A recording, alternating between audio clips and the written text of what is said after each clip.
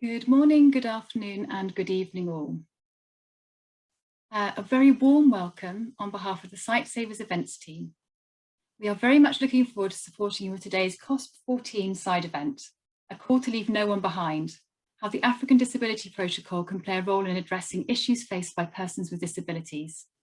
I'm now delighted to hand over to Gertrude to welcome you to the webinar. Thank you. Good morning, good afternoon, good evening, my dear friends and colleagues. I welcome you all to this session. After being involved in this development for 8 years, I was privileged to be at the 30th ordinary session of the Assembly of the African Union Heads of States held in Addis Ababa, Ethiopia. It was at this assembly of 29 January 2018 that the African Disability Protocol, the protocol to the African Charter of Human and People's Rights, was adopted. We brimmed with excitement at improvement and the realization of the rights of persons with disabilities that we hope the adoption of this protocol will bring. However, 3 years down the line, our hopes have not been realized, as the protocol has not yet come into force due to almost no ratification by African states, with the exception of Mali. The African Disability Protocol captures all the major provisions of the United Nations Convention on the Rights of Persons with Disabilities, CRPD. But in addition, it has a number of dimensions specific to Africa. This includes articles on harmful practices,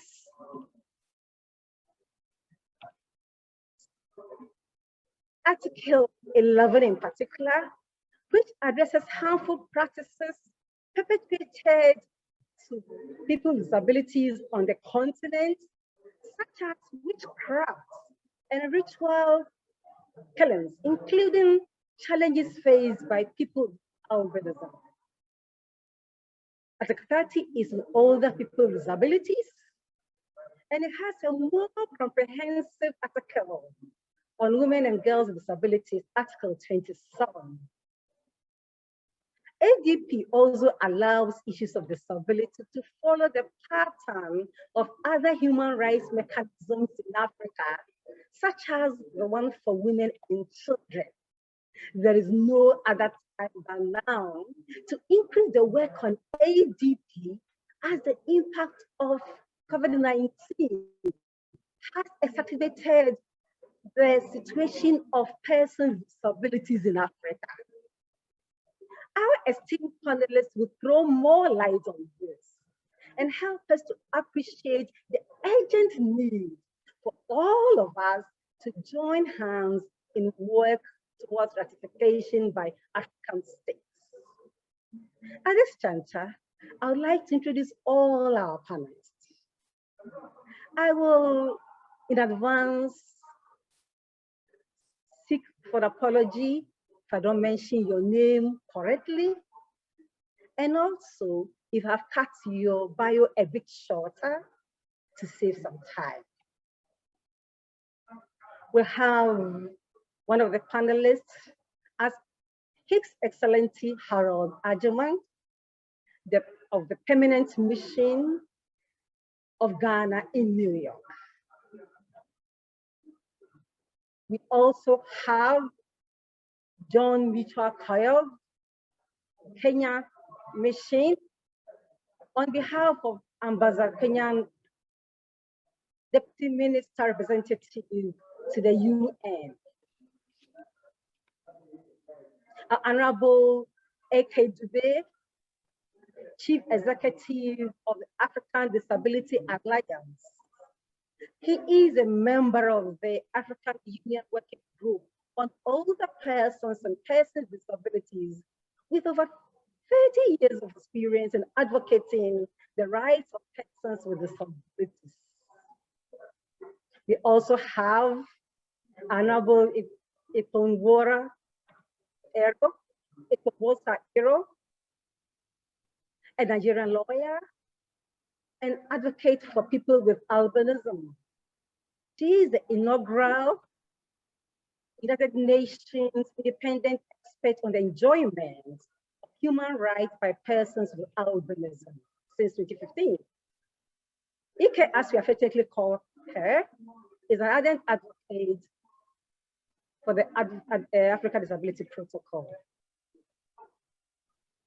Also is Lefocus Examen, Senior Social Officer of African Union Commission, currently responsible for the AU Disability, Aging, Social Policy, and Social Protection Programs, facilitating the development and implementation of policies and legal instruments of the AU. Mercy Korea will be presenting on the Kenyan team. She is the Senior Social Development Officer with 10 years experience in policy development, community mobilization, gender and disability mainstreaming. And she is joining the call with her director and deputy director. I mean, what else would we want to expect? And how less would it be with such important speakers? At this juncture, I would wish to give the floor to His Excellency Harold Ajuma of the Ghana Mission. Sir, you have the floor for 5 minutes. Thank you very much for coming and joining us. Thank you very much, Gertrude, for the introductory remarks, and thank you to each and every one of us on this platform. I'm delighted, first of all, to be able to join you for this side event on the African Disability Protocol. And I'd like to congratulate the conveners of this side event for bringing us all together, as well as to thank you very much, Gertrude, my own compatriot, for the very good job that you've begun, and to also look forward to the other panelists and the remarks that they are going to share with us in terms of the African Disability Protocol. I believe that the unique nature of the African Disability Protocol to meet the continent's peculiar challenges is very well acknowledged. And indeed, the need for the protocol to garner the 50 ratifications required for it to enter into effect cannot be underestimated. Globally, it is estimated that about 15% of the population is disabled, and that 80% of that figure live within the jurisdiction of developing countries. And so when we look at it from that perspective, the lost personal and collective opportunities to our societies arising from exclusion is something that should be uncomfortable to all of us. In that regard, issues related to persons with disabilities have always been prioritized by successive governments of Ghana to progressively address the needs of persons with disabilities and to ensure their inclusion in several sectors, or all sectors rather, of society, as indeed our constitution also calls for. It may be recalled that Ghana passed its disability law, which is titled Persons with Disability Act, Act 715, in 2006. And this was some months before the adoption of the United Nations Convention on the Rights of Persons with Disabilities, which Ghana subsequently ratified in March 2012. As a country, Ghana recognizes the unique nature of the African Disability Protocol, with its focus on the African continent and the peculiarities that, Madam Moderator, you indicated, issues of albinism, issues of witchcraft. These are peculiar to our continent, and so we recognize the unique nature. And we also believe that the protocol complements properly the UN Convention on the Rights of Persons with Disabilities. It is in this regard also that as a country, Ghana recognizes the importance of ensuring that no one is left behind, as stipulated in the 2030 Agenda for Sustainable Development. As a country, therefore, Ghana welcomes the African Disability Protocol and its objects to promote, protect, and ensure the full and equal enjoyment of all human and people's rights by all persons with disabilities in Africa, as well as to ensure respect for their inherent dignity. Before concluding, therefore, let me reaffirm the commitment of Ghana to take the needed steps towards the ratification of the African Disability Protocol without further delay. And we would also urge all other member states of the African Union to do the same, to meet the aspirations of all the peoples of the continent, particularly those that suffer disability at this time.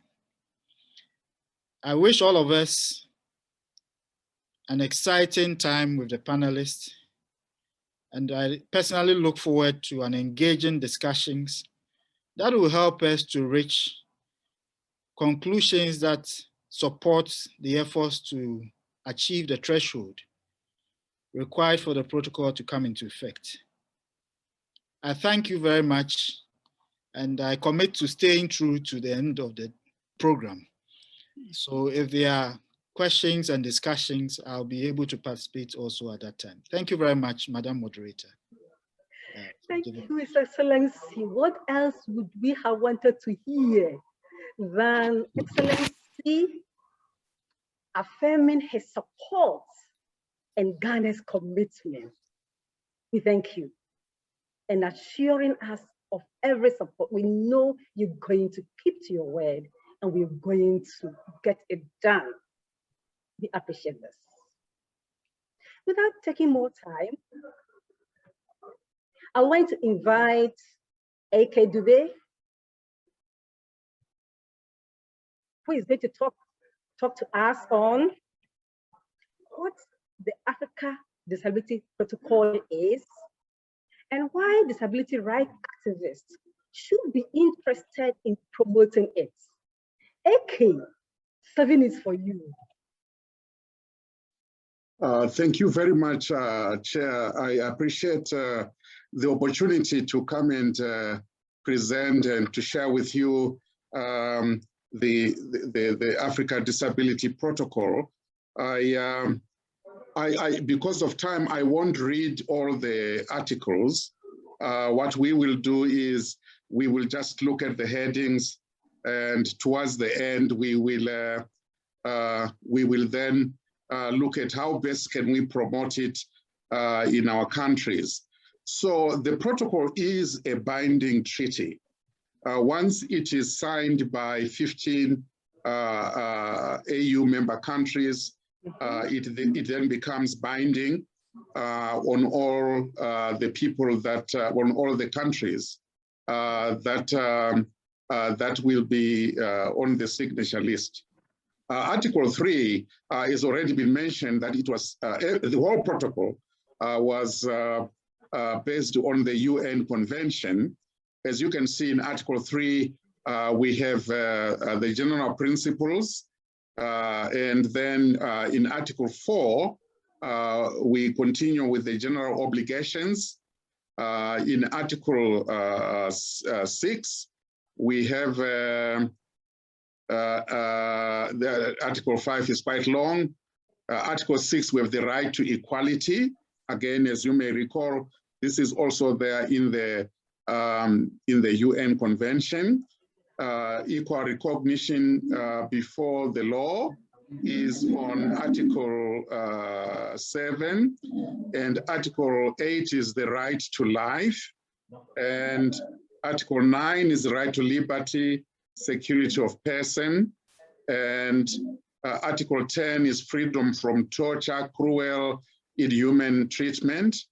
And then we have a broad range of articles that also are also very important. Article 11 deals with harmful practices. 12 is on situation at risk. 13 is right to access to justice. 14 is right to live in the community. 16 is right to education. 17, right to health. 18, right to habilitation and rehabilitation. 13 is the right to work. 20 is the right to adequate standard of living.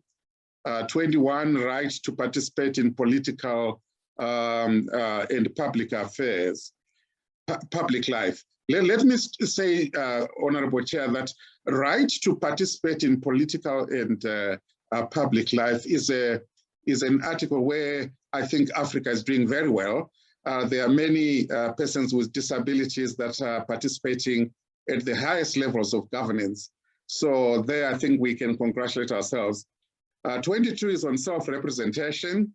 23 is on right and freedom of expression. 24 is right to information. 25 is right to participate in sports, recreation and culture. 26 is right to family. And then 27 is a big article on women and girls with disability. 28 is on the children with disabilities. And then we have youth with disabilities at Article 29, older persons with disabilities at Article 30. You may recall that in our protocol, we also have this article on older persons. And if you look at the article for older, the protocol for older persons, it also has an article on disability. Then Articles 31, 32, 31 is on duties of persons with disabilities. 32 is on statistics, data, and other surveys. And 33 is on cooperation.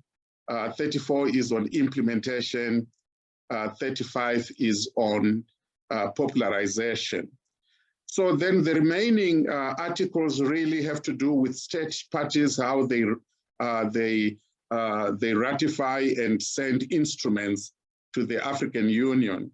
So the issue is, how can we as stakeholders promote the article?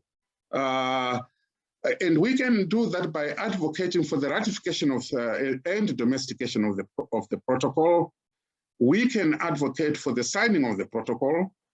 We can already start developing joint programs and strategies that are either related to a particular article or to the process that took the whole process of developing this protocol was an exciting process.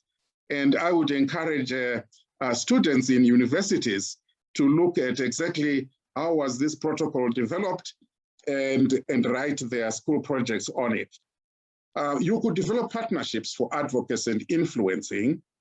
You could popularize the protocol by translating it into your local language, like what the Zimbabweans have done. They have translated it into the Shona language. And you can call upon all stakeholders to assist with promoting the protocol. So let's end up by saying, develop joint programs and try to implement these programs across board in all the sectors that are mentioned. Let's mobilize at local level, regional and international level to support these programs so that we can make sure that the protocol doesn't gather dust and it's not implemented. Thank you. Thank you very much. I end with a beautiful picture, Chair, of the Honorable Mr. Kesamang with the Republic of Mali, the very first country that ratified the African Disability Protocol. And as you can see in the picture there, they were at the African Union delivering the protocols, the tools for ratification. I thank you, Chair. Was an exciting and a revealing presentation. Okay, we've been in this since 2010, and Each time you bring us new dimensions. The dimension of the energy that will encourage us to continue advocating and influencing. The dimension that we often lose out. That sometimes we wait for the ratification to be ended before we start looking at implementation. This should not happen. We must begin thinking of implementation as we are influencing ratification. And more exciting, how even students will use the experience. And by this, then we widen the exposure. Thank you, AK. Thank you for sharing so much. Would go on. Thank you, Chair. So you're welcome. So now we have another energizing presenter. Energetic presenter, I want to say. Ipomoza Euro. We call her Ike. Ike is going to talk to us on the role of the protocol in ensuring no one is left behind as Africa builds back better, and why member states of the African Union need to ratify the ADP, even if they have domesticated UNCRPD. Oh, Ike, we can't wait to hear you speaking. You have the floor for 7 minutes, please. Thank you. Thank you, Madam Chair. And I'm very pleased to be here today. To set myself up, just give me a moment to turn off my video so that I can focus on presenting the slides.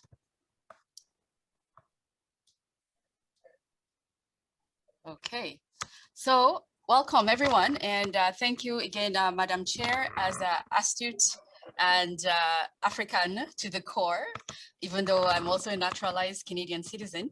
I would like to recognize all my elders on the panel and to note that I am standing on the shoulders of giants, including our chair, Mr. Kesamang and Ekejube and everyone else, the ambassadors, for doing all the work and all the heavy lifting to get us to where we are.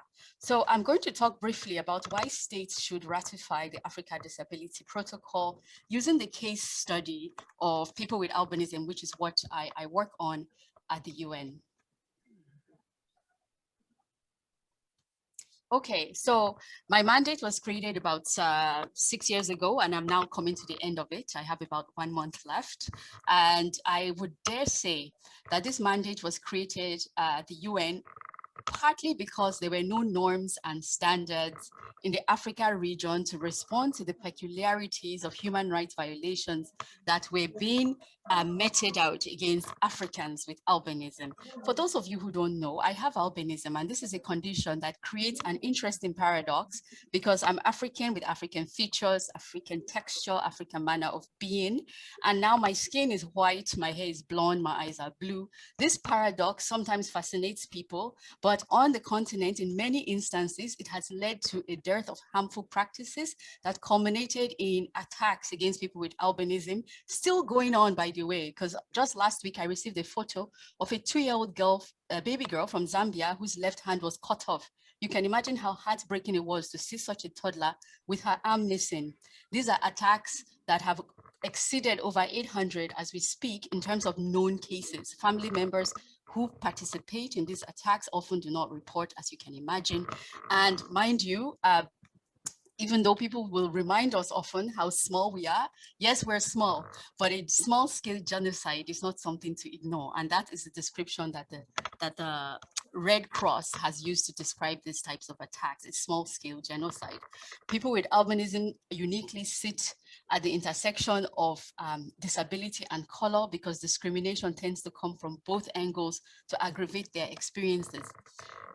This is a problem unique to the Africa region. No other region has reported physical attacks and this extent of harmful practices. Yes, they have other problems, but these type of attacks have only been reported in the Africa region. Therefore, the simple response to the question of why ratify the protocol from this case study perspective of people with albinism is harmful practices, harmful practices. It is littered across the convention, the protocol as something to be addressed both implicitly and explicitly. I won't have time to go into all of that, but I will just be focusing on some aspects of harmful practices. People with albinism, thankfully, are also referred to in the preamble. I thank the African Union and Mr. Lefoko for helping us to get some specific measures on albinism in the region, and I really thank them for doing that and making a difference.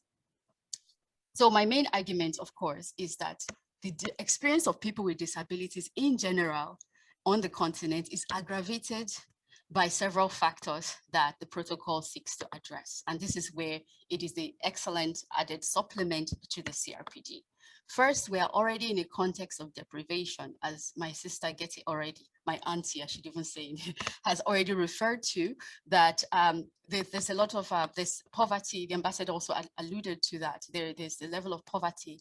And then we have the medical approach that is still existing in the continent. I saw a study from Malawi, it's a few years old now, but it indicated, according to this UNICEF study, that even government officials were not aware of the of the human rights approach or how to articulate it. So how will they practice it? This is the question. So we have these two problems, poverty or deprivation. We have the medical approach still subsisting, even among government officials. And then above all, and this is not always articulated, is the sociocultural approach to disability is on the continent and very unique, you see, because we have traditions, we have spirituality, both old and new, by the way, and then which includes both the traditional witchcraft doctor and people in what we call, some types of Christian churches or Muslim mosques that together are perpetuating very false and dangerous myths against people with disabilities in general. This combination of deprivation, medical approach, sociocultural approach have formed a formidable barrier against people with disabilities as a whole that are not only attitudinal, but also structural and systemic. And above all, it is supernatural, which is a fourth dimension on the continent that is very important. This is a very spiritual continent for good or for bad, and we should never underestimate the power of this. So I'll just draw some findings from an ongoing study I'm conducting with a team of researchers I'm working with based on universities from Canada. And basically, we are looking in studying mothers of children with albinism as well as mothers with albinism themselves in Malawi, Ghana, and in Tanzania. I don't have a lot of time left, but here are some findings that we discovered. There are dangerous names that are normalized for people with albinism, including money because they can sell the body parts, monkey, yeah? These are official names. The dictionary in South Africa, people with albinism is monkey, that's the definition. There's ritual attacks, like I said, body parts missing, sold, graves desecrated to take body parts, bones being used as omens, exploitation such as begging, systemic begging, particularly of people with albinism. There's also spiritual exploitation. Then harmful practices are also gendered, right? That's why it's good the protocol has an expanded section on women, because there's ritual rape targeting women. There's blame and banishment for having a child with disabilities. There's abandonment of spouses when they have this child. Usually a woman is abandoned. And of course, ritual attacks impact children the most. My apologies to the interpreters because I'm going fast. So the impact of these findings is that the mothers tend to suffer, do surveillance all the time, watching their children all the time, affecting their ability to work. They cannot even find care workers because nobody wants to, watch over these children. There's infanticide due to pressure from husbands or spouses. I will leave you unless you get rid of this child. And as a result, you find comorbidities, yeah, mental health issues and other psychosocial problems start to emerge. And of course, you can imagine this affects right to health and right to education. So here is quickly why the Africa Disability Protocol makes a massive difference, and why I'm an ardent supporter of it. And in fact, I was glad to make some contributions in the past during the consultation. First, as mentioned before, harmful practices are expanded and littered all over the convention. giving it an integrated perspective that responds to the unique challenges of Africa. And what's more important is Article 1, which defines harmful practices. It's an open list, which means the protocol recognizes that more and new emerging forms of these practices can come about in the future, which they do. They are dynamic and responsive. And then we have very specific listing of witchcraft, of derogatory language, of practices such as exploitation, which covers everything from begging to cutting off hair to sell. We have people, mothers with albinism whose husbands, they wake up in the morning and their hair is gone. The husband has cut it off to go and sell.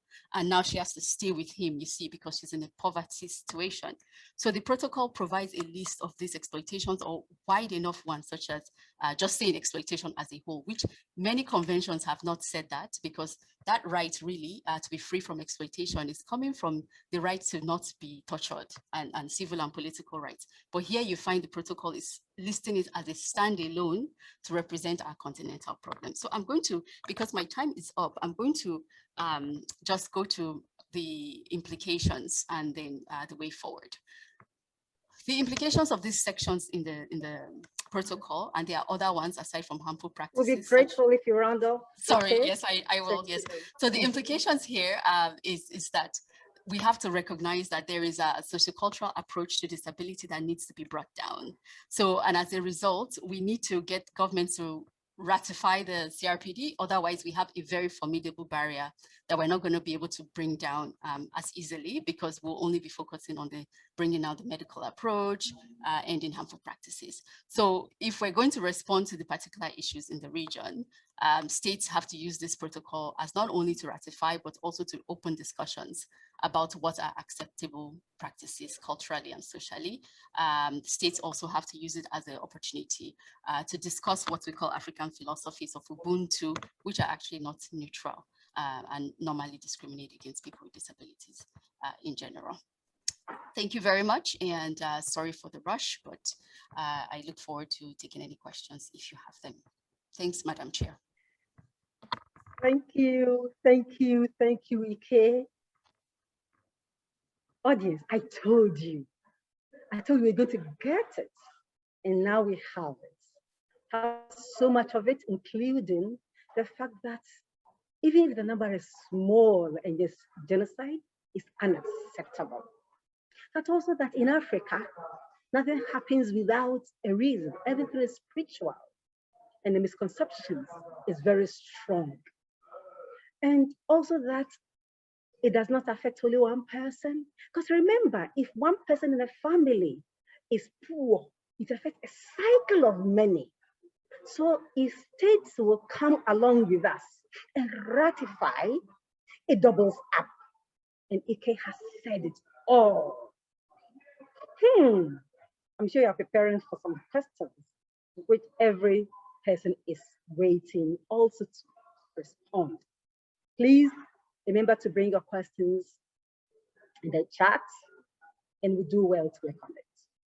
So now it's another distinguished panelist. Dr. Kesterman, you are talking to us on achieving the 15 ratifications needed to give the protocol effect, and the role of civil society organizations and organizations of persons with disabilities. Lefoko, 7 minutes for you too. The floor is yours. Thank you for being with us.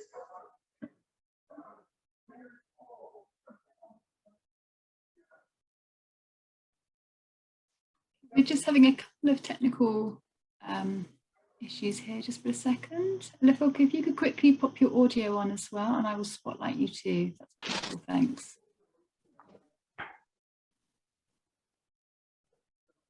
Can you hear me okay? I think you might have a bit of poor connectivity at the moment. If you could just... Okay, he's dropped off the meeting.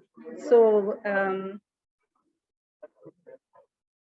think yes, we give him chance to reorganize. Usually the connectivity gets better after a while, so that we don't lose him completely, but we invite Mercy to come as the next speaker, Mercy Korea, who is talking to us on the road to ratification, sharing the Kenyan experience.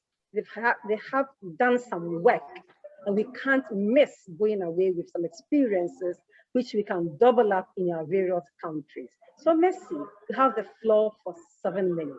We thank you for being here with us. Okay, thank you, Chair, and all the participants and the organizers for this wonderful event. I'll be taking us through the ratification process of what Kenya has done so far, and allow me to just mute my video to focus on the presentation. Before I start my presentation, it would be important to let members know that Kenya does indeed have a treaty and ratification act that is in line with our Kenyan constitution that has been the guide towards this process. And as a country, as a member state of African Union, so that we are not left behind in ratifying the protocol, we have been able to achieve certain milestones. Next slide, please. So just a brief of what, as a member state and as Kenya, what we've done. For the protocol on the African Charter on Human and People's Rights on the rights of persons with disability, this has been spearheaded by the Ministry of Labor and Social Protection, having been adopted by the African Union Assembly of Heads of State in January 2018. It is through this that the government of Kenya, in partnership with various partners, held a summit in preparation of the Global Disability Summit that took place in London. That was on 24th July 2018. During this disability summit, the main agenda of that summit was to bring on board various stakeholders, civil society, and programs in relation to the disability sector, and various policymakers within the government sector and government itself. And this forum brought all partners in place to charter the way forward on how to start this process. And it was also during this forum that the Kenyan government did indeed commit to be part of the member states that will ratify this protocol to the African Union. Next slide, please. Just as I mentioned, we are guided by our Treaty Ratification Act and the Constitution. As the process began and we brought on board stakeholders, it was important to review the consistency of the protocol with our various instruments as we have within our domestic laws. And these different policies, legislatives and policies were able to analyze the protocol having been be in tandem with our constitution, that is Article 7, which speaks to the sign language, communications and technology, and having also brought on board the aspect of assistive technology and appropriate means of communication for persons with disability. The protocol is also in line with our Disability Act of 2003, which I must mention it's currently under amendment. And for this, I must say the timeliness of the protocol having been brought in 2018 within our Disability Amendment Bill, certain provisions were able to include within the protocol to be captured with our amended bills. The protocol is also consistent with our Employment Act, more or less talking about discrimination and harassment of persons with disability and issues of disability mainstreaming within the informal and formal work setup. Next slide, please. The protocol is also consistent with the UN Convention with the Rights of Persons with Disabilities that Kenya ratified in 2008. We also have the Public Service Commission Code of Practice, and this more or less looks into disability mainstreaming within the public service setup, and within also Kenya's Vision 2013, which is our blueprint for development under the social pillars. which some of our flagship projects are anchored on. So the protocol still speaks greatly on some of this and strengthens some of these provisions within that our Vision 2030. Next slide, please. So having said that, I will go just briefly into the processes of what, as a country, as a member state to the African Union and to the UN, that Kenya has undertaken to ensure that this protocol is ratified. And as stipulated within our Treaties Act, we've had different public participation forums, and this is mainly to sensitize the public as well as government agencies. And the first public sensitization forum, we did have it in August 2019, where we invited the Office of the Attorney General, who is the government legal advisor, and took stakeholders through the constitutional implications of ratifying this protocol.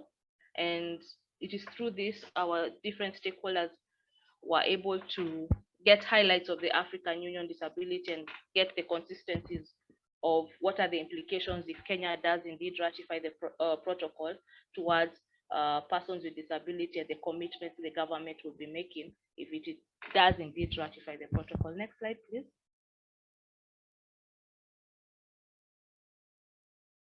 So part of also the critical part of the public participation as stipulated by law within our different instruments on ratification is the gazettement of the protocol. And this was done in December 2019, where we had a newspaper advertisement placed in the Kenyan public daily newspapers, requesting the general public, to give their views on the protocol.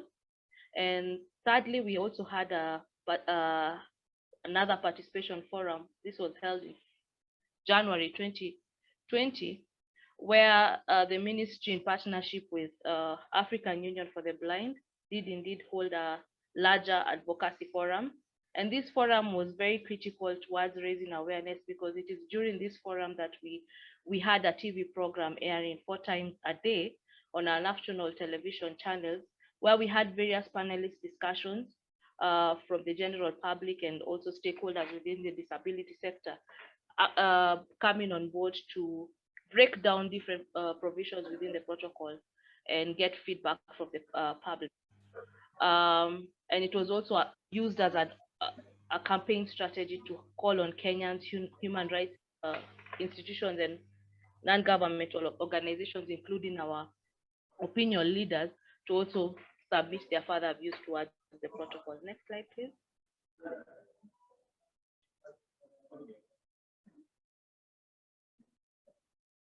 So we did also have a post-mortem meeting of the same, and it is during this post-mortem meeting we also had submissions from critical commissions that are within our constitution. This is the National Gender and Equality Commission and the Kenyan National Human Rights Commission, who are also among the panelists, and were able to also, get further feedback from the provisions that are given from the various public participation forums. And this is what now we were able to do and do a report on and take further steps towards ratifying the protocol. Next slide, please. So having had this various large-scale participation forums, which is very critical towards the ratification of this protocol, and having fulfilled the provisions within our constitution, as I had earlier stipulated, we are within our Constitution of Kenya and the Treaty Ratification Act 2012. The protocol was submitted to our cabinet this year, January 2021, for cabinet with the recommendations for cabinet to consider ratifying this protocol. And next slide, please. we are getting to the last ones, Messi. Yes. Thank On you. having submitted this to the cabinet, it is on 25th of February this year that the cabinet did indeed approve the ratification of the protocol, and we are currently awaiting submission through the Ministry of Foreign Affairs and the recommendations to having Kenya ratify, sign, and ratify the protocol, and that is where we are at the moment. We are awaiting the processes within the National Assembly to have their also stipulated public participation for their laid down procedures within the parliamentary procedures. Next slide, please. So I will just giving us just beyond, once Kenya ratifies this protocol, for us as a country, as I just said, Kenya does indeed already have legislative frameworks that safeguard issues to do with issues around persons with disability from discrimination. But beyond the ratification of the protocol, I wouldn't want to repeat what Ike and AK have really talked about, but the protocol really does address harmful practices that are really rampant within Africa, more or less even in Kenya when we talk about witchcraft, abandonment, largely evolving around persons with albinism. It also advocates for the categories of disability. Sorry for my interruption. If we can have a minute more, we'll be very grateful. Okay, sorry. Yes, I'm almost done. Advocates for the categories of disability, and for our end would be given the obligation of, taking all appropriate legislative and allocation of budgetary to implement certain provisions within our protocol. I think, next slide, please.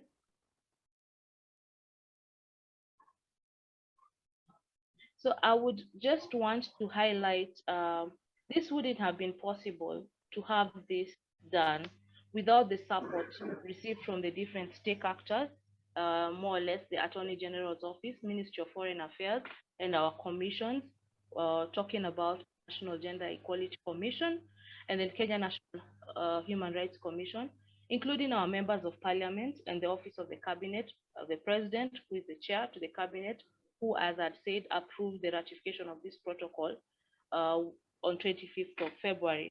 That clearly shows the government's commitment to having this protocol ratified, and we would be glad and would be joining once the Parliament ratifies the protocol and advises for the ratification for Ministry of Foreign Affairs to be able to issue the instruments of ratification.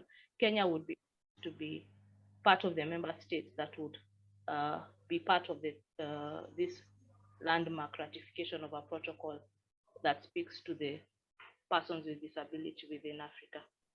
Thank you so much, and I hope I'm not taking much of your time. I welcome questions. Thank you. Over to you, Chair. Thank you, Mercy. Insight. So we have an insight about the steps, the collaboration that was needed for the journey, the different state actors, the civil society organizations, the organizations of persons with disabilities. I can't do without emphasizing the consultation and the collaboration that has gone on. And the energy still left, hoping that ratification will come soon.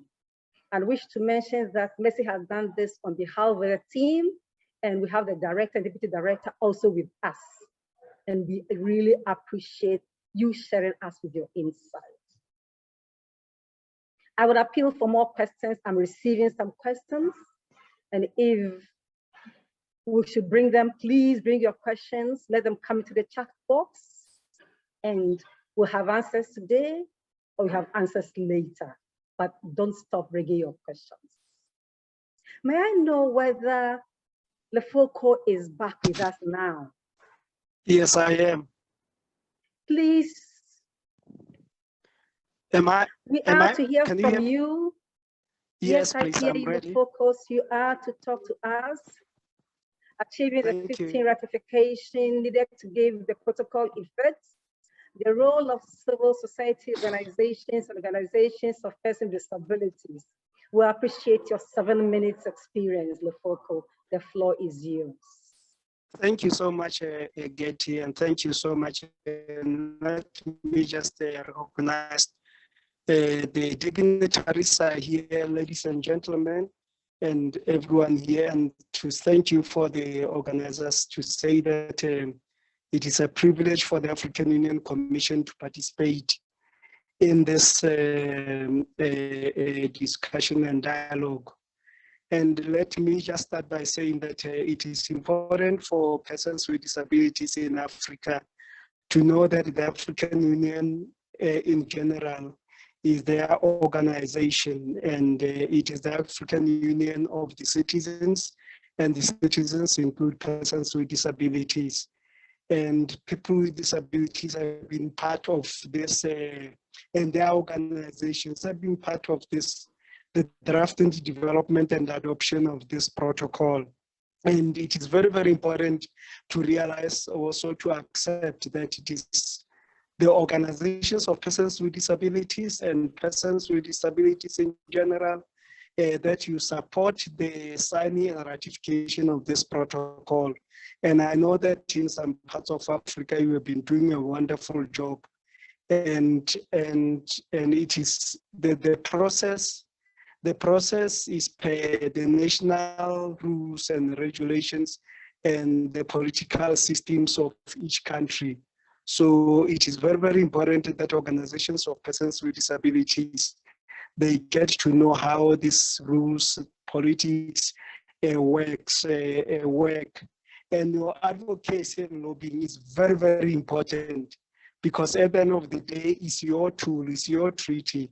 It is not for member states, it's not an African Union commission, which I represent here, a tool. It is yours to ensure that you enjoy your rights like any other person.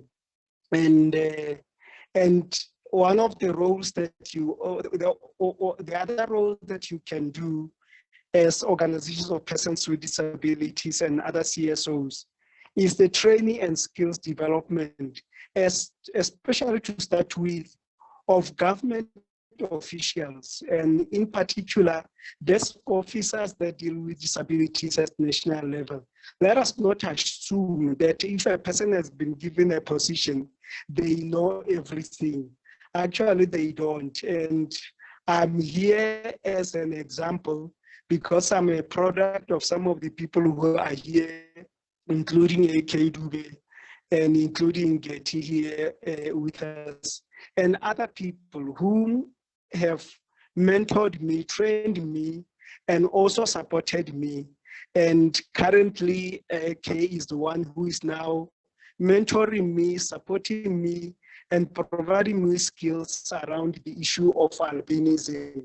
And this is how we can do, and to ensure that we empower and we deal with all those attitudes that you would find at national level, especially in our governments.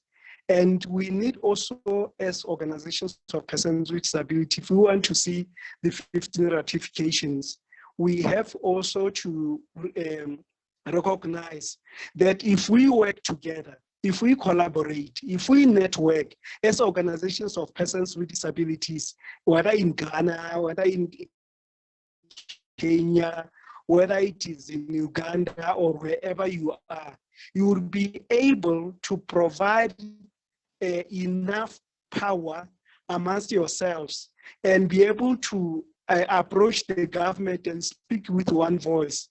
And for us to see these 15 ratifications, let me appeal to organizations of persons aside and put together a force that will be able to convince the government, that will be able to make the right noise and be able to know how things are done. And let me just say that it is also very, very important for organizations of persons with disabilities to learn how politics works. I always mention this, that politics has got a way that it works. And we need to know how even our political systems at national level work. because in that way we'll be able to use the right strategies, the right tools, and the right weaponry, if I may use that a word. And I've seen it working in some parts of this continent. And I'm appealing to you that we have to do that. And lastly, let me say, because I don't want to take more time, I want you to leave most of the time for your interaction. Let me just say lastly to say that the African Union, represented by myself here, is ready and willing to engage with national organizations of persons with disabilities and other CSOs at national level, where we can be able to host online meetings or workshops or advocacy workshops, if I may put that way, where you can be able to invite key stakeholders in the government, in the private sector, and other people like, you know, our traditional leaders and cultural leaders, our religious leaders, so that we can take them through this protocol. And we have got the moderator here, we have got IK here, we have got AK here, we have got many other people together. And then they say, listen here, we don't know anything about this protocol. Then you can be taken through this protocol. We'll provide the platform as African Union Commission, and where possible, then we can even provide interpretation, because it's our work, it's our obligation. So I'm saying this because it is very, very important that first of all, you have to know and understand this protocol. You have to also to know what it contains, disability rights, to know that while the government of Kenya, as an example, is still working with the protocol, the role that you can play is now to take this protocol to relevant stakeholders within the country, organizations of persons with disabilities and persons with disabilities themselves, as well as churches, mosques, temples, and all that. Bring them together, prepare them, prepare the traditional leaders, prepare so that you break all the barriers.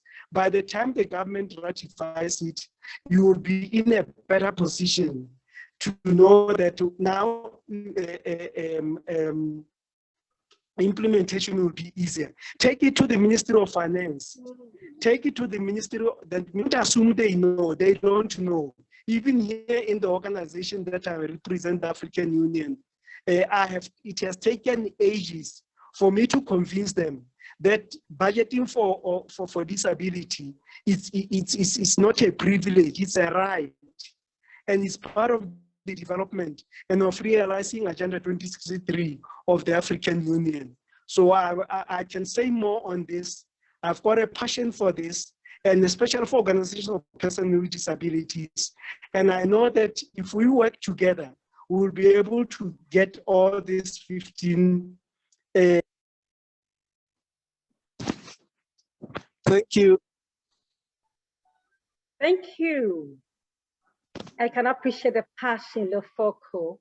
It comes clear, and the learning is obvious. Bringing our attention again, following the insights from Mercy, that we need to understand our own country perspective. How does ratification go on in our countries? That we should leave no one behind in the orientation of the protocol. So AKDB, for instance, had said earlier on that we make it available and accessible to organizations of persons with disabilities. You have added that to every facet of our community, so that our influencing will be effective. But that was even set up a road to implementation where we get a ratification. Thank you for your preparedness for working with everybody on the workshops. I'm sure a call will come very soon. You can appreciate. May I now ask whether we have a representative from the Kenya mission with us now? Unfortunately, Getty, we don't have the representative with us today. Would you like to move on? Yes, I would like to move on. So at this point, I would like to invite Grace Anchi-Achu. Grace is a global advocacy advisor at Sightsavers, and she's a lead person within Sightsavers working on the African Disability Protocol. Grace will have 3 minutes to put us into shape the call to action. Grace, the floor is yours. Thank you. Thank you so very much, Getty. So this afternoon, we've heard several speakers speak about different topics, all encouraging us as to why we need to ratify and get involved. Now, the call to action. The protocol needs 15 ratifications to come into effect. To make all the rights guaranteed in this protocol binding in your country, you need to ensure your country ratifies the protocol and domesticates it. Sightsavers and partners in Ghana, Malawi, Nigeria, Kenya, Senegal, Sierra Leone, and Mozambique are working to create momentum for ratification. Our Equal World campaign, working alongside partners, are actively launching campaigns for ratification in these countries, starting with Ghana, Malawi, and Senegal. Next slide, please. So do get involved.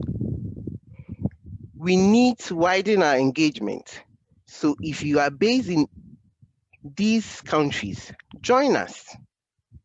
In those countries where there isn't an active campaign, please get in touch with Luthoko at the Africa Union Commission via his email address, which is keseman@africa-union.org.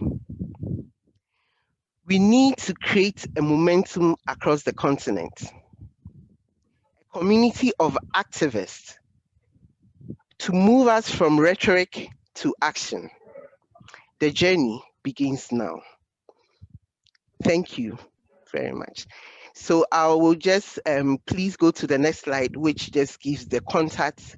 If you do want to get in touch with either what is happening in our country offices, you can get in touch to the country offices through me at gnchiachu@sightsavers.org, or get in touch with the Africa Union Commission via Luthoko at his email address, boldly displayed on the slide.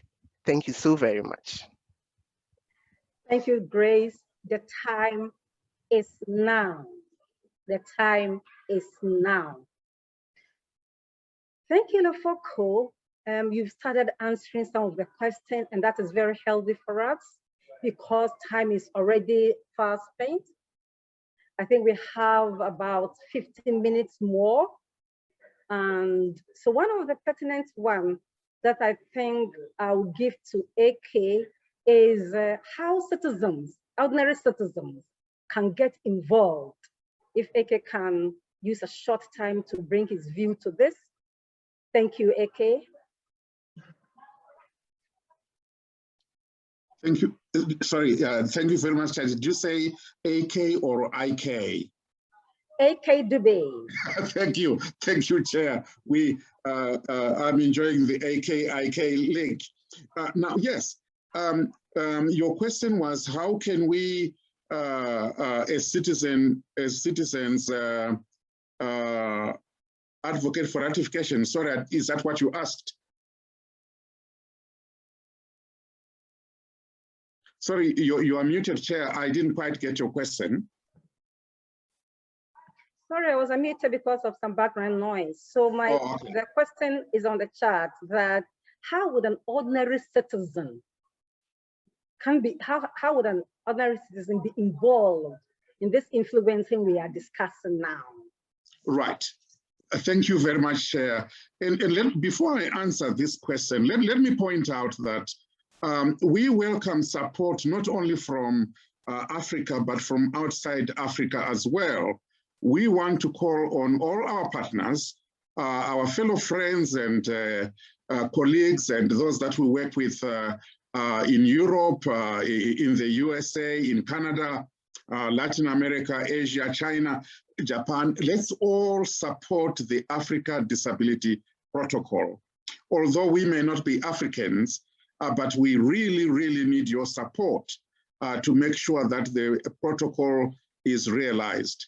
And yes, as African citizens, or as any other citizen for that matter, even whether we're African or not, we can support this process by encouraging that the issue of the protocol should be put on the agenda for development cooperation between countries and among countries, among continents, and because we want this to be promoted and be part of the agenda for international cooperation. That's number one. And we want to support African governments that are willing to work with people with disabilities to ensure that they improve the quality of life of people with disabilities in their own countries. So we want to urge all Africans to now call on their governments to ratify the protocol. Thank you, Chair. Thank you very much. Unfortunately, we have only 3 minutes left. So instead of everybody being able to go to get a question, I think I will give out my final remarks and let this question be answered in a minute by Lefoco. If an African state says we have ratified CRPD and we have national acts, what should one say as an influencer? Lefoco, 1 minute. It is important to note that depending on an individual country, then we have to domesticate the protocol within the existing legal instrument like the acts and the laws of that particular country. And if you have already done that through the CRPD, then you go to the AU Disability Protocol, look at those elements which may be unique and may not be in your laws, and include them by amending the existing disability laws, or however you deal with it. So that is the easiest and simplest maybe way to go about it. Thank you. Thank you, Lefoco, but we still want the 15. So I think for me to round off, I would explain that and add a voice, thanking each and every one of us and adding that there are significant legislations and articles in the Africa Disability Protocol that make us unique for Africa. And so even if we have it domesticated, we have CRPD, this stands out, and do not let disability stay away, because we've done it for the children. We have the Mopoto protocol for women, and this is following suit, is the argument. So it answers the issues, but it also gets in line with African Union practice and patterns. Distinguished ladies and gentlemen, I'll take a minute to thank all the panelists for your excellent delivery and insight in this work. I thank the organizers for the wonderful work done. But to your audience, if you didn't come by us, who would we have been sharing with? So in short, I thank all of you. Our email addresses are available. So please do not stop from here. Rather be more energetic, rather be more influencing, rather be more passionate to learn more and share more and give out more and take more. And ask us, as we have all said, more about it. Take the message away, don't keep it. Tweet, do everything about it, and together we'll work it out, including our overseas partners. State partners here, Excellency, we thank you. We thank you for setting the pace for us, and we look forward to welcoming you at another era like this. Stay well. Thank you, everybody.